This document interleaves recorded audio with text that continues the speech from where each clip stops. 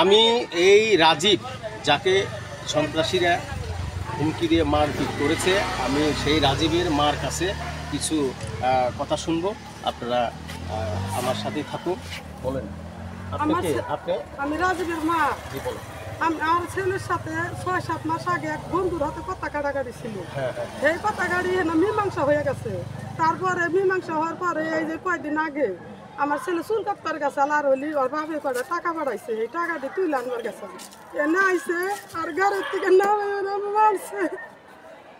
আতুর দে বাইরে দুইটা আতুর ভাঙে এলিয়ে দিছে।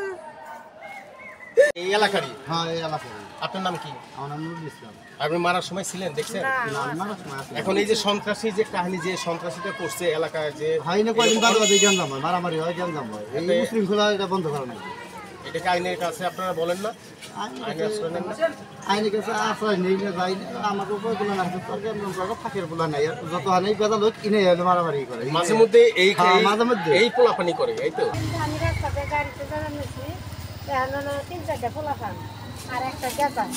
এই গেদারা হলো যে 2-3 জন হলো কিলাইছে আর 2 জন হলো রাজীব নামে যে ছেলেটা যাকে মারছে, আমি তার কিছু মুখের কথা আপনাদের মাঝে তুলে ধরছি।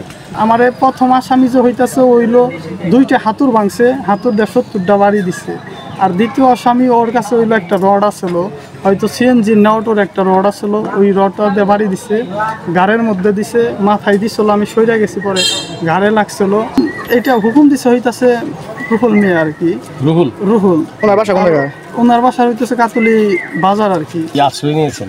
হ্যাঁ, তারা কি আপনাকে হুমকি টুমকি দেয়? এখন ওনারা উল্টা বলতেছে যে লোকজনের কাছে বলে যে যদি ওরা কেস করে বা এটা নিয়ে যদি আমাদের কোনো ক্ষতি করতে চায় তো আমরা এটার জন্য ওরা আবার মারবো।